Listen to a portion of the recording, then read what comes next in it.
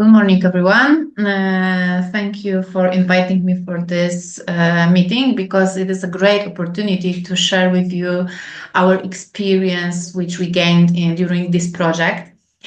Yes, the name of this project was Support for Demonstration Projects and Information Activities, Demonstrations in Organic Farming, because the main objective and main core of this project was organic farming. Also at the beginning, I would like to say sorry if I postpone my speech because it's a lot to say, but I try to shorten as possible.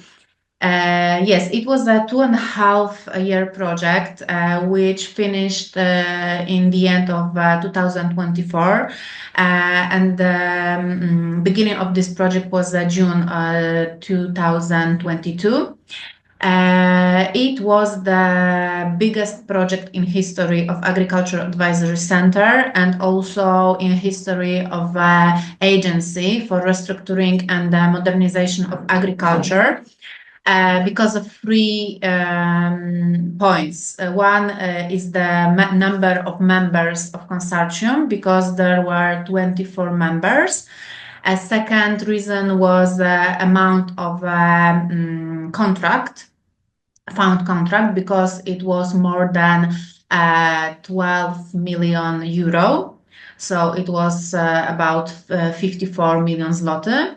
And the third reason was the number of final recipients, because it were almost 9,000 people during this 2.5 project, which were the final recipients who gained knowledge from those trainings.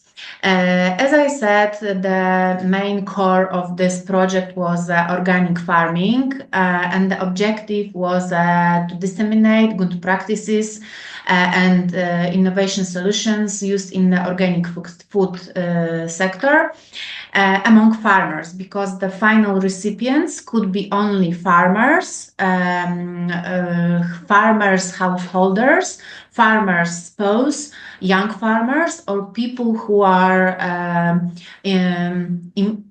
employed in agricultural sector. So it was definitely only for farmers. How this project works. First, agricultural advisors had to point out organic farmers in their region. Then researchers from institutes, institutes like institutes of zootechnics or institutes of horticulture.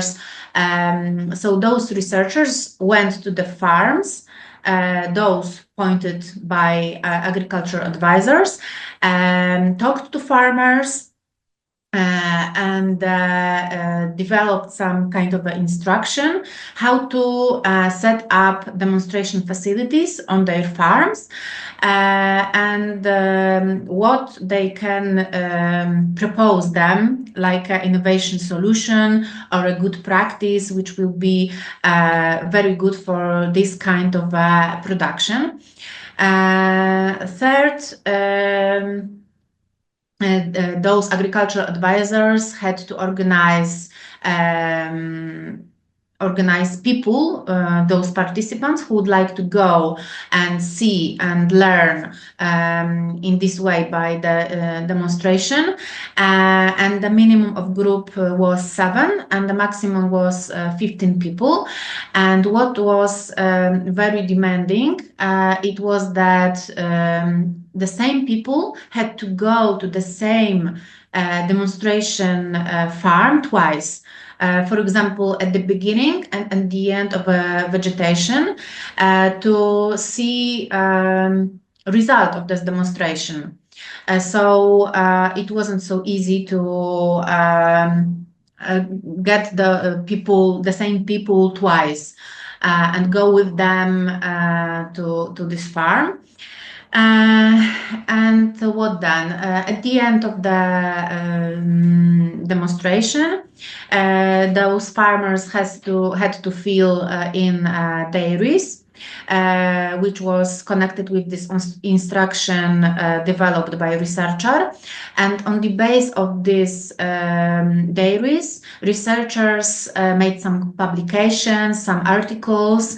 Also, we had to create 25 videos because there were 25 subjects within this project.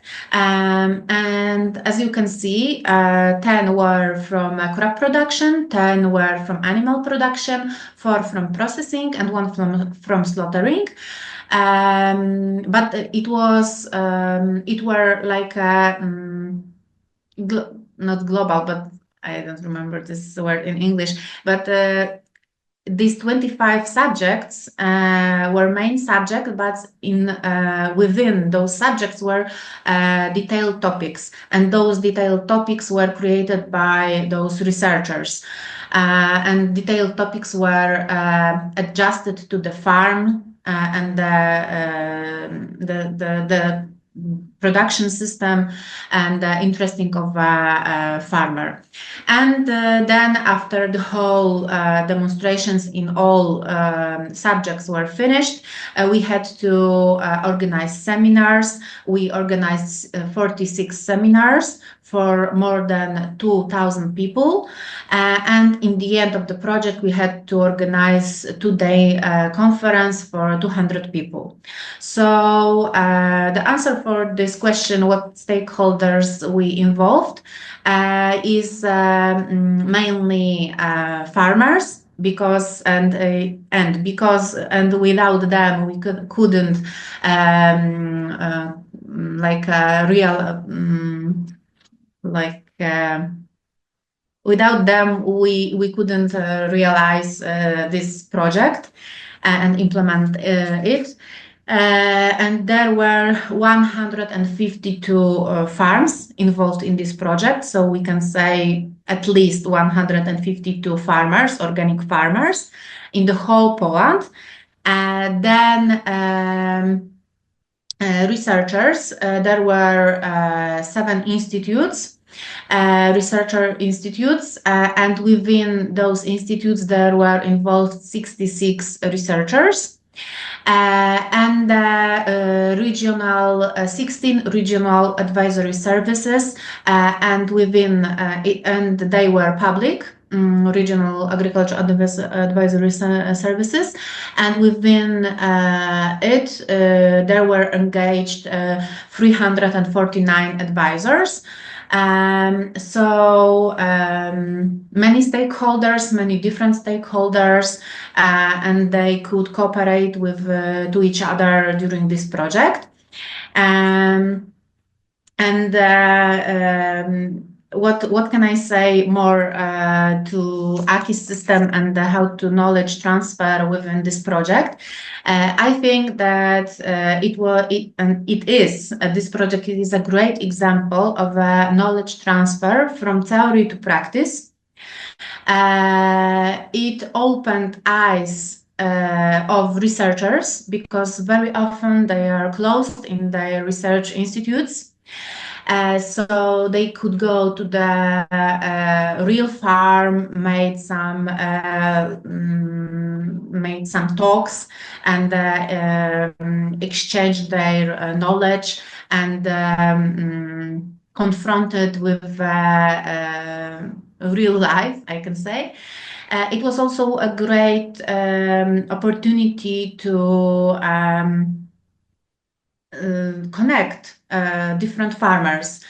We have now some back that they cooperate to each other, and even in the same villages they didn't know each other, and within this project they could know each other, and also they started to cooperate and make some business acquaintance.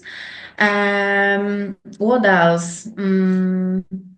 it was also a great example that